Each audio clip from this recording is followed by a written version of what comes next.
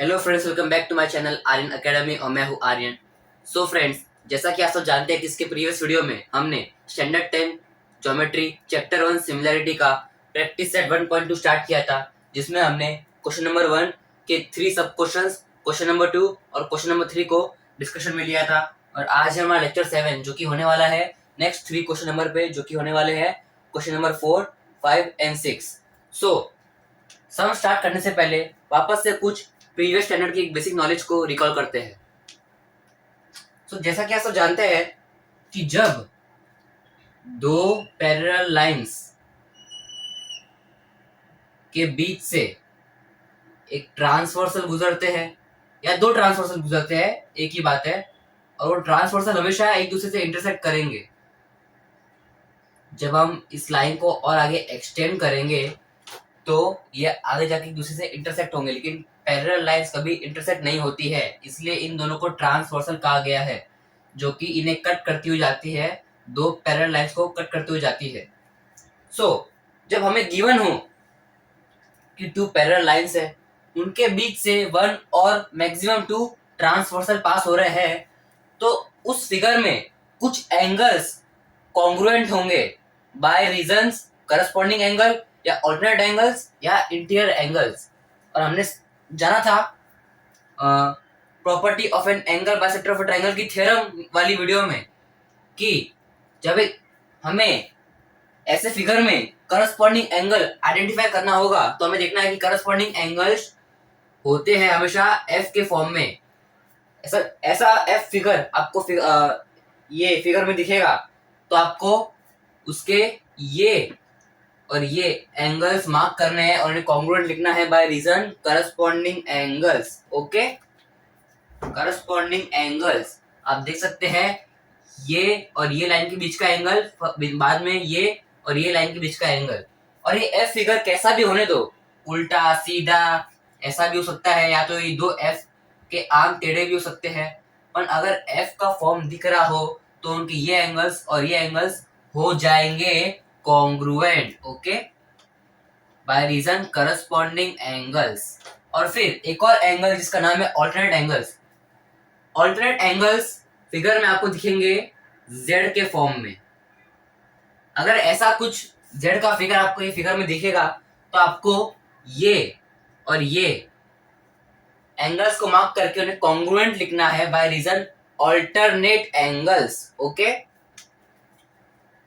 Interior angles भी होते हैं, पर इस चैप्टर में उस एंगल का कोई काम नहीं है, तो हम उसे डिस्कस नहीं करेंगे। ओके, बस इंटीरियर एंगल्स होते हैं कि बस एक सी बनता है और उसके ये और ये एंगल, मतलब इसके अंदर वाले एंगल होते हैं supplementary, not congruent. Supplementary means उनका सम होता है 180 डिग्री। अभी इस फिगर में आप देख सकते हैं कि ये एक आर्म है और ये रेस है, दो ये लाइंस पास हो रही है जो कि फॉर्म कर रहा है एक एफ फिगर। आप देख सकते हैं ये लाइन पास हो रही है, ये उसके दो आर्म पास हो रहे हैं। आप देख सकते हैं ये एक फिगर एफ फॉर्म कर रहा है।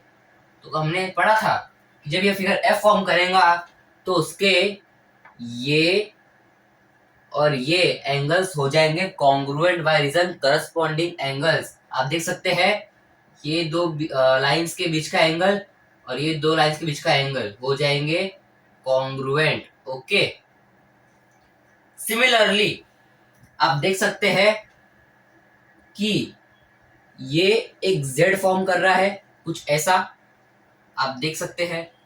जेड कैसा भी हो, चाहे वो जेड ऐसा भी हो सकता है, टेढ़ा भी हो सकता है, कैसा भी, ये जेड का थोड़ा ये लाइन बाहर की तरफ चला गया, कैसा भी हो, पर अगर जेड फॉर्म कर रहा है तो वो एंगल्स कॉन्ग्रुएंट हो जाएंगे बाय रीजन ऑल्टरनेट एंगल्स। उनके ये और ये, मतलब ये और ये एंगल्स हो जाएंगे congruent by reason alternate angles. ऐसे तो इस फिगर में आपको मैक्सिमम से मैक्सिमम करस्पॉन्डिंग और ऑल्टरनेट एंगल्स मिल जाएंगे, लेकिन आपने एक थॉट नोटिस किया, इस फिगर में ये करस्पॉन्डिंग और ऑल्टरनेट एंगल्स हमने क्यों मार्क किए? इसलिए मार्क किए क्योंकि ये लाइन पैरेलल जा रही है और उनके बीच से ट्रांसवर्सल गुजर रहा है। करस्पॉन्डिंग एंगल्स और अल्टरनेट एंगल्स तभी एक फिगर में बन सकते हैं जब वो फिगर में दो पैरेलल लाइंस हो और उनके बीच से एक ट्रांसवर्सल गुजर रहा हो। अगर ये दो चीज होगी तभी जाके हम फिगर में करस्पॉन्डिंग एंगल्स और अल्टरनेट एंगल्स फाइंड कर सकते हैं। लेकिन अगर फिगर में नहीं होगी तो उसमें कोई एंगल्स कॉन्ग्रुएंट नहीं होंगे। अभी अगर मैं आपसे कहूं कि इसका उल्टा कॉन्वर्स पार्ट हमें यूज करना है, मेन में क्या दिया है कि जब गिवन में लाइंस पैरेलल है और ट्रांसवर्सल है तब लिखना है कि ये एंगल्स कॉन्ग्रुएंट है सॉल्यूशन में बाय रीजन करस्पॉन्डिंग एंगल्स या अल्टरनेट। लेकिन मैं कहूं कि आपको एक फिगर दिया है और उसमें कुछ सारे एंगल्स दिए हैं कॉन्ग्रुएंट और आपको प्रूफ करना है कि ये लाइंस पैरेलल है कि नहीं, तो समझिए उसका कॉन्वर्स पार्ट हो गया। जैसे कि हमने देखा कि गिवन में जब पैरेलल लाइंस होंगी ट्रांसवर्सल होगा तब सॉल्यूशन में लिखना है कि करस्पॉन्डिंग एंगल है, अल्टरनेट एंगल है और रीजन लिख के।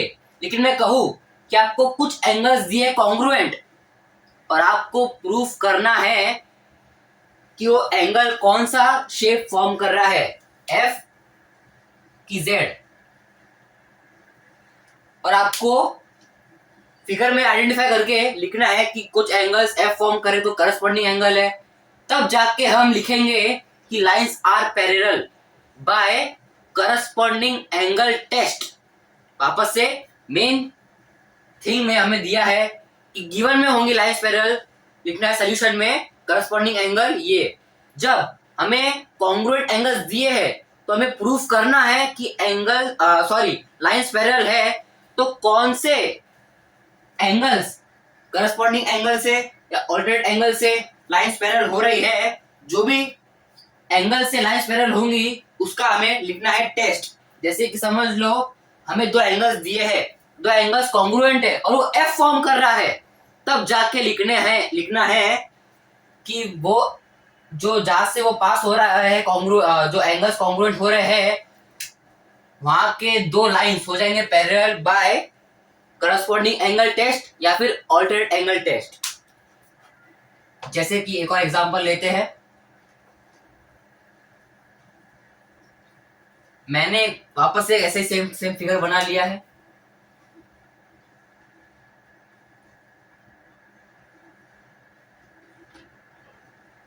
ये दो लाइंस और ये दो लाइंस।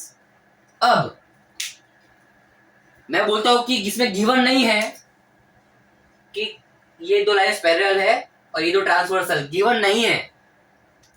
पहले मैं कहा था कि गिवन है, मैं कहता हूं कि इसमें गिवन नहीं है और मैंने कुछ एंगल्स मार्क कर दिए हैं।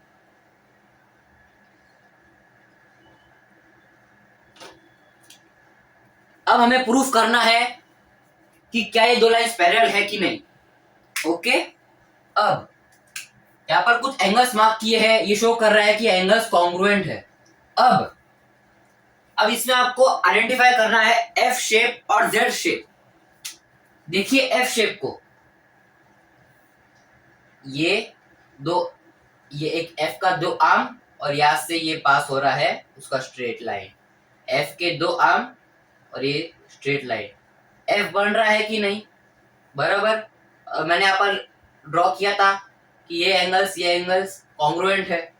एंगल्स दोनों कॉन्ग्रुएंट है, एफ बना रहा है तो ये करस्पॉन्डिंग एंगल होने चाहिए। लेकिन करस्पॉन्डिंग एंगल तभी होते हैं जब लाइंस पैरेलल होती है।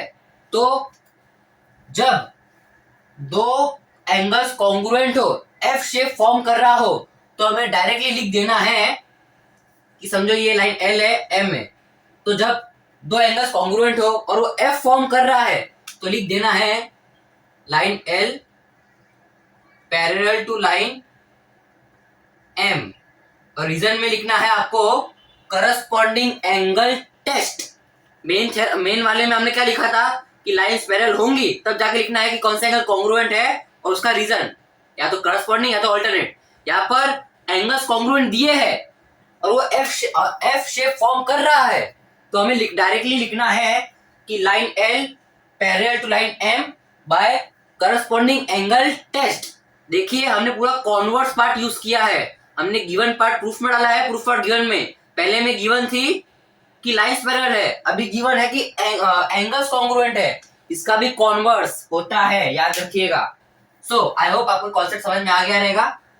अब बढ़ते हैं सम की तरफ, क्योंकि वही सम में क्वेश्चन नंबर 4 में इस कॉन्सेप्ट का पूरा यूज होने वाला है। पहले सम का डायग्राम बना के शुरू करते हैं सम को। आप अपनी टेक्स्ट बुक लेके बैठना ताकि आपको श्योर हो जाए कि कौन सा पार्ट गिवन है, क्या क्या सम में दिया हुआ है, डायग्राम्स भी आपको क्लियर हो जाएंगे। टेक्स्ट बुक लेके बैठना।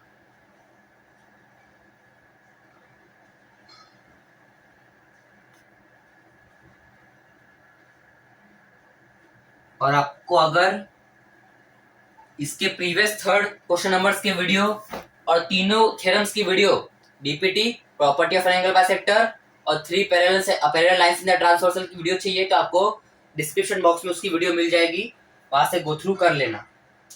ओके, अब सम देखते हैं गिवन पार्ट। सम में खाली एक ही चीज हमें प्रूफ करनी है, जो कि है प्रूफ करना है कि AP segment upon P B segment equal है A Q upon Q C segment. कुछ स्टूडेंट को यही पार्ट देख के क्लिक हो गया रहेगा कि हम कौन सा थ्योरम यूज करने वाले। नहीं क्लिक हुआ है तो डोंट वरी, मैं बताने वाला हूँ। गिवन में हमें दिया है कि एंगल ए पी क्यू और एंगल पी बी सी और you can say A B सी। आप चाहे तो ये एंगल को ये पूरा नाम दे सकते हैं, जो कि है ए बी सी या तो खाली पी बी सी, आपके ऊपर है। तो पहला given A P Q, angle A P Q is equal to 60 degree. दूसरा P Q C is also 60 degree. ये पार्ट गिवन है। अब ए पी क्यू का वैल्यू है 60 डिग्री, पी बी सी का वैल्यू है 60 डिग्री। इससे ये समझ में आता है कि ये दो एंगल्स कॉन्ग्रुएंट है। अब हमें कॉन्ग्रुएंट है वो हमें दिख रहा है, लेकिन ये क्या फॉर्म कर रहा है? ऑल्टरनेट, करस्पॉन्डिंग, क्या? आप देख सकते हैं इस थ्योरम में हमें ना तो दिया है कि कोई लाइन पैरेलल है या कोई ट्रांसवर्सल है, बस दो एंगल्स दिए हैं।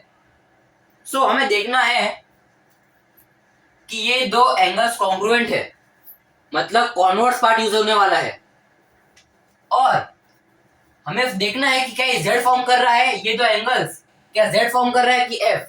जेड फॉर्म करेंगे तो ऑल्टरनेट, एफ फॉर्म करेंगे तो करस्पॉन्डिंग। आप देख सकते हैं यहां से एक लाइन पास हो रही है और यहां से ये इसका एक आर्म, ये उसका दूसरा आर्म, मतलब ये कुछ ये फिगर फॉर्म कर रहा है जो कि एक एफ ही हुआ।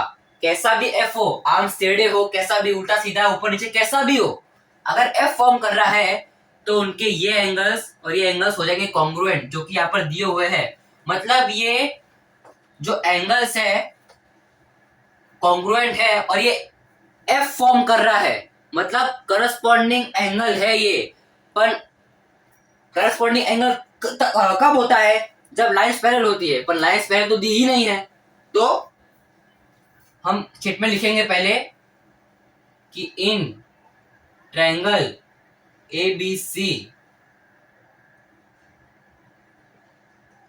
Angle A P Q is equal to angle P B C are forming corresponding angles. मैंने लिखा है forming corresponding angles. Corresponding angles है, मैंने ये पार्ट लिखा नहीं है कि वो खाली बना रहे हैं करस्पॉन्डिंग एंगल्स, पर सब में नहीं दिया है करस्पॉन्डिंग एंगल है। तो मैं लिखता हूं, आपको ये लिखना है कि in triangle ABC angle APQ is equal to angle PBC are forming corresponding angles.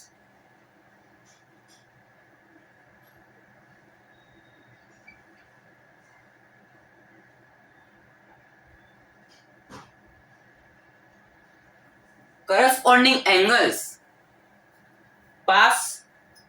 होते हैं दो आर्म से।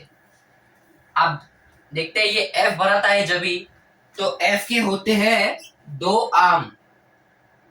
अगर ये दो आर्म ही नहीं रहेंगे तो मैं कैसे कहूं कि ये एंगल्स, या तो कोई भी एंगल होते हैं कॉन्ग्रुएंट, जब ये दो आर्म ही गायब हो जाएंगे तो ये तो एफ बनेगा ही नहीं।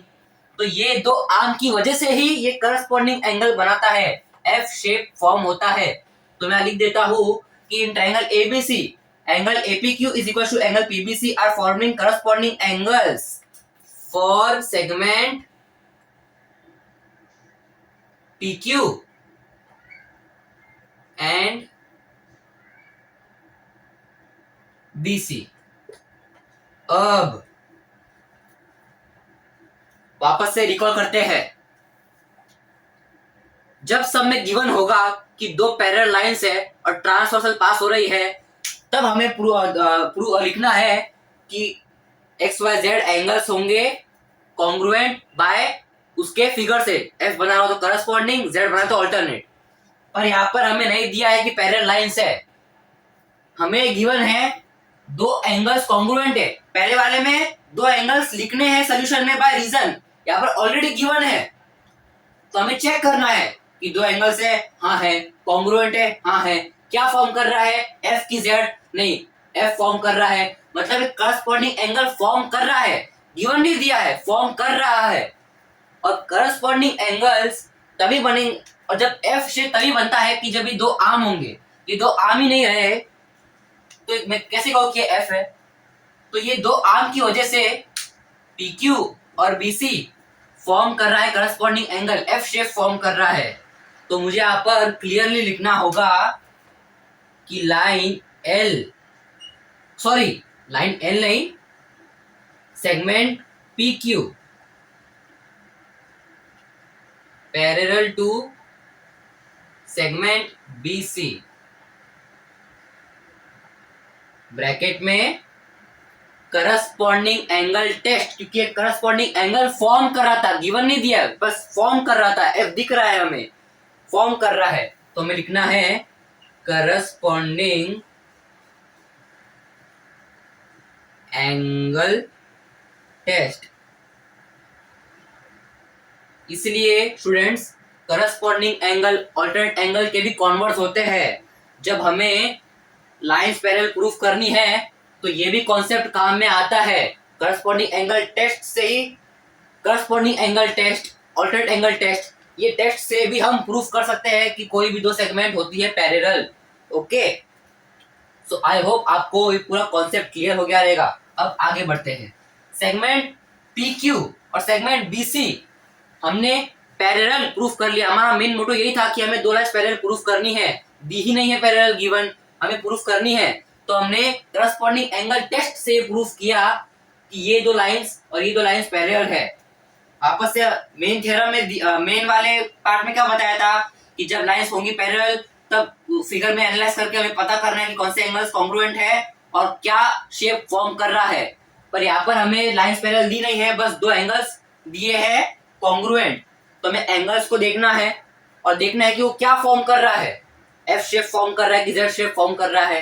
तो हमें लिख देना था कि triangle ABC angle APQ congruent to angle PBC are forming corresponding angle. दिया नहीं है, मैंने खाली स्टेटमेंट लिखा है, समय कहीं दिया नहीं है। आर फॉर्मिंग करस्पॉन्डिंग एंगल मतलब करस्पॉन्डिंग एंगल बना रहे हैं for segment PQ and BC। ये दो एंगल से वो बना रहे हैं F शेप। जब ये दो सेगमेंट ही नहीं होंगे, सॉरी ये जो PQ और BC सेगमेंट ही नहीं होगी तो क्या ये फॉर्म करेगा, बराबर। सो हमें जब दिख रहा है कि दो लाइंस कॉन्ग्रुएंट है और इन्हीं दो आर्म की वजह से ये F फॉर्म कर रहा है और एंगल्स कॉन्ग्रुएंट है, तो हमें लिख देना है कि PQ पैरेलल है BC से by corresponding angle test. Similarly इसी मेथड के थ्रू हम ऑल्टरनेट एंगल टेस्ट भी यूज कर सकते हैं। आगे जैसे कॉन्सेप्ट बढ़ेगा, सम्स आएंगे तो उसमें भी हम प्रूफ करेंगे। सो अब सेगमेंट PQ हो गया है पैरेलल BC से, तो ये कौन सा थ्योरम से रिलेटेड हो रहा है, याद कीजिए। सो ये statement figure PQ parallel to BC relate करता है बेसिक प्रोपोर्शनैलिटी थ्योरम को। बेसिक प्रोपोर्शनलिटी थ्योरम में क्या बताया गया था, जब एक ट्रायंगल होगी, एक लाइन पास हो रही होगी और यही लाइन पैरेलल होगी उसके ट्रायंगल के बेस से, तो हमें जो ये लाइन दो पॉइंट्स में इस ट्रायंगल को कट करते हुए जा रही है जो कि P और Q है, तो ये AP अपॉन PB हो जाएगा कॉन्ग्रुएंट AQ अपॉन QC से। सो हमें यहाँ पर लिखना है AP upon PB is equal to ये रेशियो AQ अपॉन QC हो जाएंगे इक्वल बाय BPT। आपको पूरा स्टेटमेंट लिखना है रीजन में, बेसिक प्रोपोर्शनलिटी थ्योरम आपको पूरा लिखना है। सो हमें जो प्रूफ करने के लिए कहा गया था हमने प्रूफ कर लिया है। ओके, ये क्यों हुए रेशियोस इक्वल, क्योंकि लाइंस पैरेलल थी। और बीपीटी के पेज नंबर 7 में देखना कि जब एक ट्रायंगल में एक लाइन पास हो रही है और ये जब लाइन पास होती है तो दो पॉइंट में पास होती है और ये लाइन पैरेलल होंगी ट्रायंगल के बेस से, तो ये दो सेगमेंट को डिवाइड कर रही है, ये ट्रायंगल की लाइन को दो सेगमेंट डिवाइड कर रही है और उन्हीं सेगमेंट का ratio AP upon PB is equal to AQ upon QC हो जाएंगे congruent by reason basic proportionality theorem. So I hope आपको ये सम अच्छी तरह समझ में आ गया रहेगा। कॉन्सेप्ट अच्छी तरह समझ लीजिए। करस्पॉन्डिंग एंगल, ऑर्डर्ड एंगल और उनके टेस्ट का, corresponding angle test, ordered angle test. जब हम इसी मेथड से कोई लाइन प्रूफ करेंगे तो हमें रीजन लिखना है करस्पॉन्डिंग एंगल टेस्ट। ये रीजन लिखना बहुत जरूरी है, एग्जाम में रीजन से ही मार्क्स होते हैं। सो इस सम को अच्छी तरह कॉपी कर लीजिए। बढ़ते हैं नेक्स्ट सम की तरफ। सो फ्रेंड्स, बढ़ते हैं नेक्स्ट सम की तरफ जो कि है क्वेश्चन नंबर 5। क्वेश्चन नंबर 5 में दिया गया है इन ट्रेपेजियम ABCD। ये है ट्रेपेजियम। ट्रेपेजियम एक क्वाड्रिलेटरल है जो कि बनता है दो पैरेलल लाइंस से। ट्रेपेजियम फिगर में हमेशा दो पैरेलल लाइंस होंगी, जैसे कि यहाँ पर दिया गया है AB पैरेलल टू BC। यहाँ पर दिया है side AB parallel to BC। दो पैरेलल लाइंस होंगी और ये तो ट्रांसवर्सल होगा, तब जाके हम इसे कहेंगे ट्रेपेजियम। अब शुरू करते हैं सम को। सम में हमें गिवन दिया है in trapezium ABCD, side AB parallel to side PQ। Side AB parallel है साइड PQ के और ये PQ पैरेलल है DC से। मतलब ये AB पैरेलल हो गया PQ का और ये PQ पैरेलल है DC से। मतलब ऑलरेडी अगर मैं कंपेयर करूं कि ये लाइन पैरेलल है इससे और ये पैरेलल है इससे, तो अपने आप ये AB हो गया पैरेलल DC से। A is equal to B is equal to C, then automatically A also equal to C। तो यहाँ पर भी हम बोल सकते हैं कि ये AB भी पैरेलल हो गया DC से। मतलब ये तीनों लाइन आपस में पैरेलल है। सो याद कीजिए ऐसा कौन सा थ्योरम है जिसमें थ्री पैरेलल लाइंस होती है और ट्रांसवर्सल भी होते हैं। ये ट्रांसवर्सल ही है क्योंकि अगर ये लाइन को DA और ये CB को मैं आगे एक्सटेंड करूंगा तो ये आगे जाके इंटरसेक्ट होगी एक दूसरे से। ऐसा कौन सा थ्योरम है जो हमने अब तक पढ़ा है जिसमें थ्री पैरेलल लाइंस है और ट्रांसवर्सल है? वो थ्योरम है property of an three parallel lines in the transversal. उस थ्योरम में हमने ऐसा पढ़ा था कि जब फिगर में तीन पैरेलल लाइंस होंगी और ट्रांसवर्सल होंगे दो, मैक्सिमम दो ट्रांसवर्सल होंगे, तीन पैरेलल लाइंस होंगी, तो उनके जो लाइन कट कर रही है फिगर को दो पॉइंट्स में और डिवाइड कर रही है सेगमेंट को दो पार्ट में, तो ये दो part AP upon PD equal हो जाएंगे BQ अपॉन QC से। तो मैं लिख देंगे ये रेशियोस इक्वल है AP upon PD is equal to BQ upon QC। ये रेशियोस इक्वल है by reason property of an three parallel lines in the transversal. Dot dot करके लिख देंगे reason property of an three parallel lines and their transversals, नीचे लिख देता हूँ and their transversals। Okay, हमने यहाँ रीजन लिख दिया है। रीजन लिखना बहुत ही इंपॉर्टेंट है, जो भी थ्योरम हम यूज करेंगे उसके रीजन लिखना बहुत ही जरूरी है। तो हमने रेशियोज इक्वल कर दिए proof by reason property of three parallel lines in the transversal theorem. अब हमें यहाँ पर कुछ सेगमेंट्स की वैल्यू भी दी गई है, तो इस वैल्यू को पुट करते हैं इसमें। एपी का वैल्यू दिया गया हमें 15, तो लिख देंगे 15 अपॉन पीडी का वैल्यू दिया गया है 12 इज इक्वल्स टू बीक्यू। वही तो हमें फाइंड करना है सब में हमें सेगमेंट फाइंड करना है बीक्यू, तो हम बीक्यू को लिखेंगे as it is upon QC का वैल्यू है 14। अब करेंगे इसे क्रॉस मल्टीप्लाई,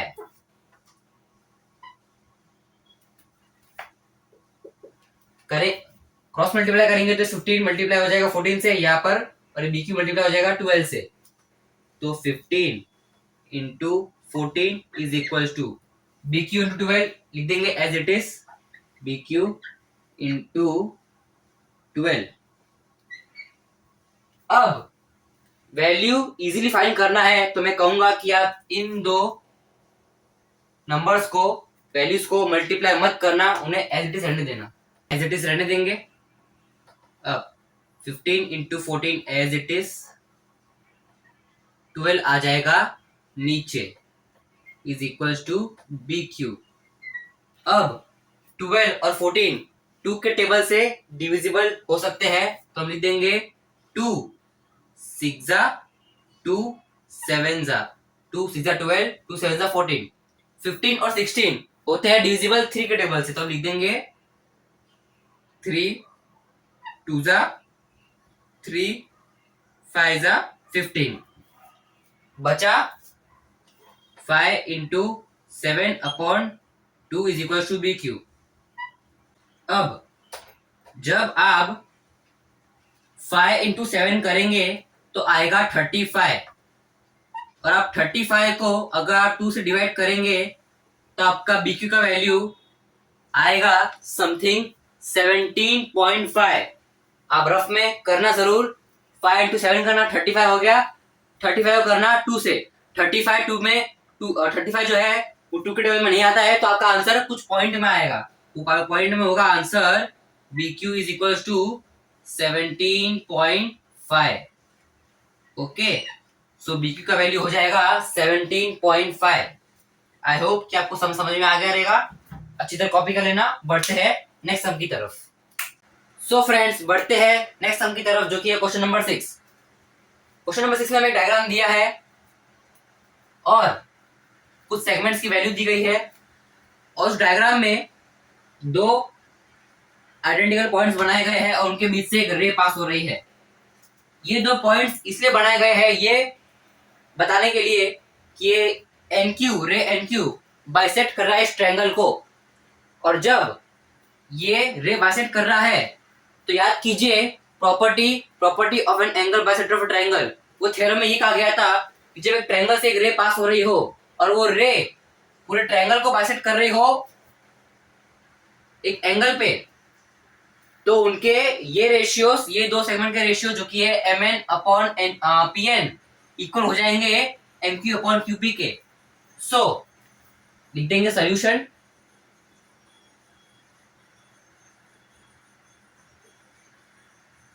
और जब बाइसेक्ट ये रे बाइसेक्ट कर रहे ट्रायंगल को, तो by property of an angle bisector of triangle MN upon NP ये सेगमेंट्स का रेशियो इक्वल हो जाएगा MQ अपॉन QP के। और रीजन हम लिख देंगे, एज हमने property of an angle bisector of triangle की थ्योरम यूज किए, तो हम लिख देंगे property of an angle bisector of a triangle. Triangle का स्पेलिंग पूरा लिखना, मैंने यहाँ पर सिंबल दिया है। अब उसी डायग्राम में हमें कुछ सेगमेंट्स की वैल्यू दी गई है। हमें टेक्स्ट बुक में दिया गया कुछ गिवन इन्फॉर्मेशन दी नहीं है, हमें गिवन ये भी नहीं था, पर हमने लिख दिया है अपने ओन से कि हमें दिख रहा है कि ये NQ बाइसेक्ट कर रहा है ट्रायंगल को, तो चाहे आप इसे लिखे या ना लिखे कोई फर्क नहीं पड़ता है। अब कुछ सेगमेंट्स की वैल्यू दी गई है, उस वैल्यू को करेंगे सब्स्टिट्यूट। यहाँ पे MN का वैल्यू दिया गया है जो कि 20, फिर NP का वैल्यू दिया गया है 40 upon 40, is equal to M Q का वैल्यू दिया गया 14 अपॉन क्यूपी, वही तो फाइंड करना है, सब में हमें क्यूपी ही फाइंड करना है। अब क्रॉस मल्टीप्लाई करने से पहले ये 20 और 40 यही पे हो जाएगा सिंप्लीफाई, 0 0 कट, 2 1 जा 2 2 जा, ओके 2 के टेबल 4 आता है तो 2 1 जा 2 4 जा, बचा 1 upon 2 is equal to 14 upon Q P. अब करेंगे क्रॉस मल्टीप्लाई, तो क्यूपी इंटू 1 हो जाएगा एज इट इज क्यूपी, और 14 इंटू 2, अब करेंगे 14 और 2 को मल्टीप्लाई, जो कि हो जाएगा 28, तो क्यूपी का वैल्यू हमें मिल गया जो कि 28, ओके। आई होप आपको ये समझ में आ गया रहेगा। सो फ्रेंड्स, आई होप कि आपको आज के डिस्कशन में लिए गए क्वेश्चन जो कि थे question number 4, 5 and 6 practice set 1.2 के पूरी तरह क्लियर है। सो फ्रेंड्स, जो भी स्टूडेंट्स न्यू चैप्टर को सीख रहे हैं तो उन्हें तो वीडियो स्टार्ट टू एंड पूरी अटेंड करनी है, लेकिन जो लोग खाली रिवीजन कर रहे हैं और उन्हें खाली क्वेश्चंस के सॉल्यूशंस चाहिए विद डिटेल एक्सप्लेनेशन, तो वो खाली डिस्क्रिप्शन में जाकर उन वीडियोस के सीक्वेंस के टाइमिंग पे क्लिक कीजिए, तो वीडियो वहां से स्टार्ट हो जाएगी जहाँ से मैं सम स्टार्ट कर रहा हूँ, तो आपको पूरा वीडियो अटेंड करने की जरूरत नहीं है। सो फ्रेंड्स, अगर आपको इसका प्रीवियस वीडियो जो कि था प्रैक्टिस सेट 1.2 का क्वेश्चन नंबर 1, 2 और 3 अगर चाहिए रहेगी तो आपको वो डिस्क्रिप्शन बॉक्स में मिल जाएगी, साथ ही साथ तीनों थ्योरम्स के वीडियोस भी आपको डिस्क्रिप्शन में मिल जाएंगे। सो फ्रेंड्स, अगर आपको वीडियो पसंद आई होगी तो प्लीज लाइक करें इस वीडियो को, शेयर करें इस वीडियो को अपने सभी 10th बैचमेट के साथ, subscribe to my channel and press the bell icon to get more notifications. Till then, stay tuned and thank you.